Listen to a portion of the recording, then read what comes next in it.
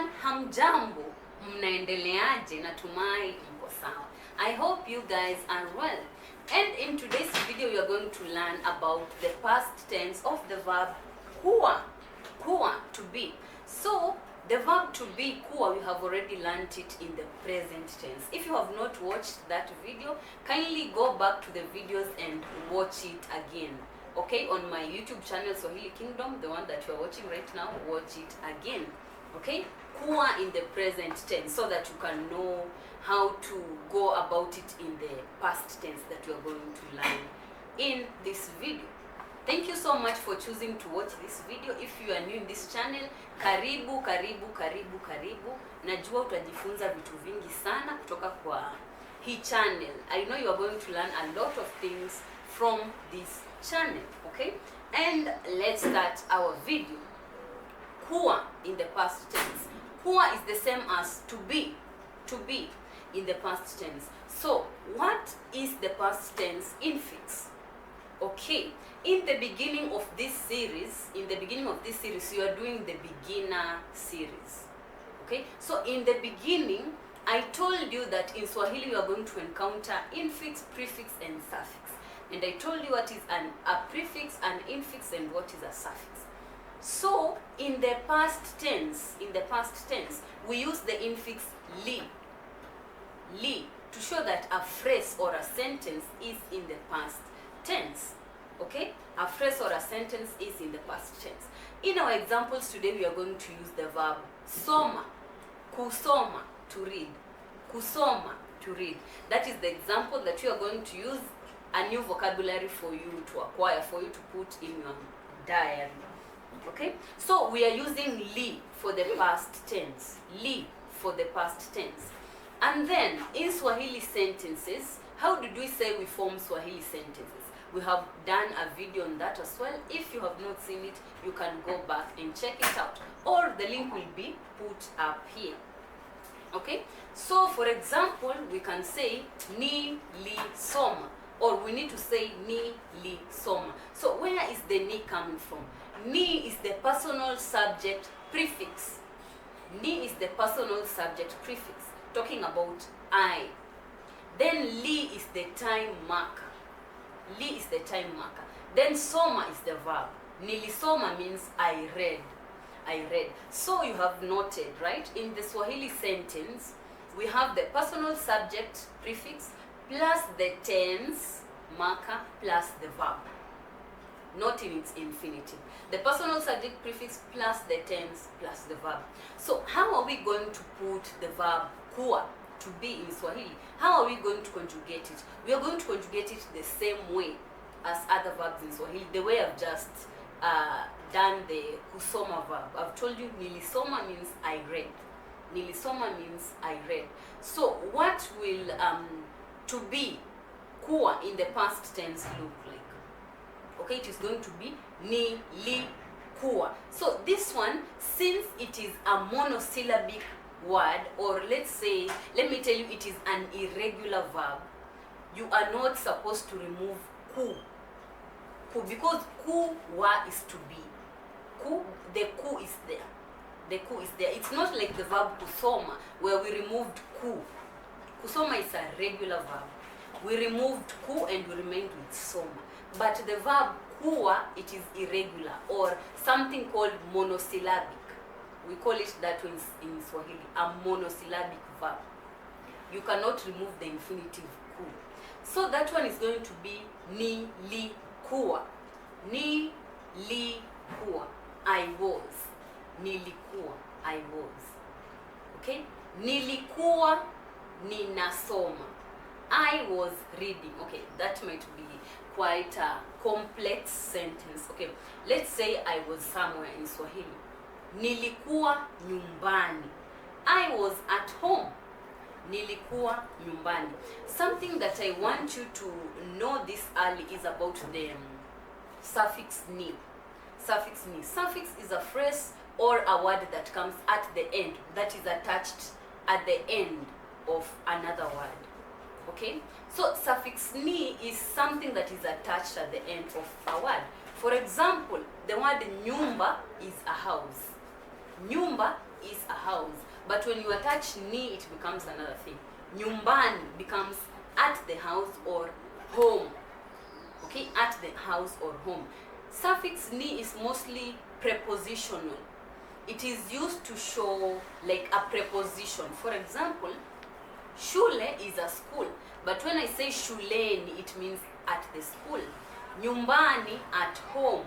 Okay, kazini, at work, because kazi is work.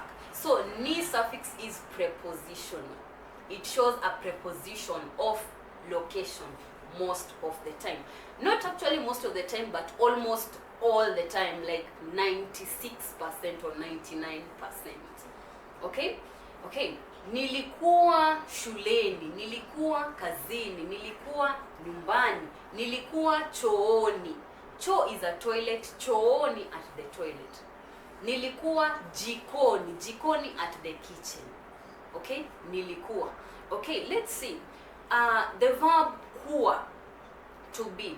What can it mean in Swahili when you are talking to, when you're speaking in the past tense? What can it mean? You can have nilikuwa nyumbani, I was at home. You can also have a sentence as nilikuwa ninasoma, I was reading. That is a much advanced sentence, but you're going to learn about it later. The formation, you can say nilikuwa ninasoma or nilikuwa nikisoma, I was reading. Okay, that's another formation of the verb kuwa, to be. And you can use the verb to be or kuwa to say maybe I was something, a profession. For example, you can say nilikuwa mwalimu, nilikuwa mwalimu, or you can say nilikuwa daktari. Nilikuwa mwalimu, nilikuwa daktari, nilikuwa mwanafunzi, I was a student. Okay, those are the three common ways you can use the verb kuwa. Okay, and as we have conjugated it, as I said again, we start with the personal subject prefix plus the tense marker plus kuwa. The personal subject prefixes are gotten from the pronouns. Which pronouns do we have? We have mimi, wewe, yeye, sisi, nyinyi, wao. Those are the pronouns we have. Which personal subject prefixes do we have? Mimi, ni, wewe, u, yeye, a, sisi, tu, nyinyi, wao, wa. So for example, if I tell you ulikuwa mwalimu or alikuwa daktari, tulikuwa wanafunzi. Okay, you can know the person I'm talking about if it is wewe, yeye or sisi. Okay, so in Swahili we use the personal subject prefixes in forming sentences. We don't use the pronouns like all of the time, but there is a tense where you must use the pronouns, and I'm going to tell you the tense later on. You're going to learn about the tense later on as we continue. At the moment, keep on with these things that we are learning, especially kuwa and kuwana, very important auxiliary verbs. Okay, and I hope you have learned something from what we have learned in grammar of this video, or what I have told you about the grammar of kuwa in the past tense. And now it's time for our hadithi. When I say the word hadithi, say hadithi njo. When I tell you hadithi hadithi, say hadithi njo. Hadithi hadithi means story story. Then you say story come. Story story, story come. Hadithi hadithi, hadithi njo. Hadithi hadithi, good, hadithi njo. And today our hadithi is going to be about sungura na simba. Two new vocabularies that you are learning. Sungura na simba, animals. Sungura is hare, simba is the king of the jungle, lion. Sungura na simba, sungura na simba. Leo tunaongea kuhusu sungura na simba. Nawaambia hadithi kuhusu sungura na simba. And just to remind you that in this story I'm going to speak in Swahili, but there are going to be subtitles there, but the subtitles are going to be in Swahili, so you can go through them, just listen. If you find something that is a bit hard for you, comment down below and we are going to help you with it.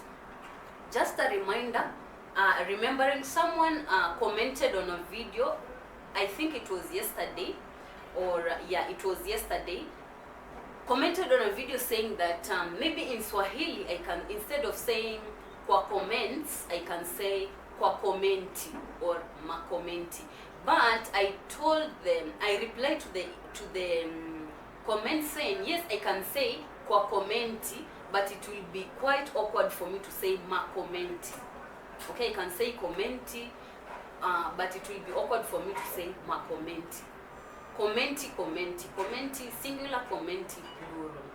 Okay, and you are also going to know how to do that when you get to the ngeli in Swahili. You are going to know how to, we call it kutohoa, to get a word from English, to put it in Swahili, and to know which noun class it is supposed to be. Okay, so I see commenti as a noun that is supposed to be in the easy noun class. It doesn't have a plural because you cannot say makomenti. You cannot say it like that. It will sound like a vague word that it is not known. But you can say commenti, commenti, but I usually prefer to say comments. Actually, in Swahili, you can incorporate English in your Swahili. For example, here in Kenya, you can say something like naenda kula food. Naenda kula food. I'm going to eat some food, but you have not said naenda kula chakula. You said naenda kula food. So you can do that, like add some English in your Swahili and you're going to look like a native. Okay, apart from that, let's continue with our hadithi. Hadithi yetu ya leo ni kuhusu simba na sungura. Simba na sungura. Kitambo simba na sungura waliishi jangwani. Kitambo simba na sungura waliishi jangwani na walikuwa marafiki wa chanda na pete, marafiki wa kufa na kupona. Simba na sungura walikuwa wanasaidiana katika kila kitu. Simba akitaka kusaidiwa katika kitu chochote, sungura alikuwa hapo kumsaidia. Sungura pia akitaka kusaidiwa, simba alikuwa hapo kumsaidia. Walikuwa wanasaidiana katika kila kitu. Kitu chochote ambacho simba au sungura angetaka, angesaidiwa na rafiki yake. Sasa simba alikuwa yeye ndo alikuwa king, ama yeye ndo alikuwa mfalme wa jangwani au mfalme wa huo msitu. Sasa kwa sababu ya hiyo alikuwa anamweka sungura kama mtu ambaye hampatii sungura kazi, anamuacha, anambembeleza kwa sababu anajua sungura ni rafiki yake na yuko hapo wakati wote ambao anamhitaji. Si ndio? Sasa siku moja tembo is an elephant. Tembo alienda kumpatia simba mawaidha, akamwambia hivi ambavyo unafanya si vizuri. Inafaa umpatie sungura kazi kama wanyama wengine. Sasa mkutano ambao ulifuata, simba alimpatia sungura kazi. Sungura akakasirika, akaenda akamuuliza, "Kwa nini unanipatia kazi? Ufai kunipatia kazi. Mimi ni rafiki yako. Mimi sifai kufanya kitu chochote. Acha wanyama wengine wafanye vitu ambavyo wanastahili kufanya." Simba akamwambia, "Nimepatiwa mawaidha nikaambiwa siku anafanya vizuri na mimi nataka kufanya vizuri katika kingdom." Sawa, katika kingdom hii au katika ufalme huu. Sawa, mimi nataka kufanya vitu vizuri. Sasa sungura akakasirika, akaenda akachukua wanyama wengine, tembo, twiga, sijui na nani, akawaita wakuja wampige simba. Lakini walijaribu kumpiga simba na hawakuweza kumpiga simba. Simba kuwauliza nani aliwatuma, wakasema ni sungura. Kuanzia hapo simba na sungura walikuwa maadui. Simba akamfukuza sungura jangwani, akamwambia, "Ondoka hapa, sitaki kukuona hapa tena. Uondoke uende uishi na wanadamu." Sungura akakimbia. Bahati nzuri akapatana na binadamu akamchukua. Na hiyo ndio sababu sungura anaishi na binadamu badala ya kuishi msituni. Umeelewa hadithi hiyo? Asante sana kwa kutazama hii video. Thank you so much for watching this video, and I hope that you have learned something, you have trained your ears, you have gotten some new information that you didn't know. If you have enjoyed this video, kindly leave a like, share with your friend that you think is going to help, that this video is going to help, and kindly comment down there. Wacha comment yako hapo chini, uniambie umejifunza nini. Tell me what you have learned from this video, and don't forget that there will be this video that will only be in the Swahili version that you can watch to train your ears more. I recommend to my students, if you are learning a language, especially if you are learning Swahili, watch videos that are in Swahili, and don't forget to watch videos that are also in English that are teaching Swahili for you to get the basic, for you to get the foundation. Then go to videos that are in Swahili for you to get the confidence. Okay? Asante tena sana, na usisahau kusubscribe. Kwaheri.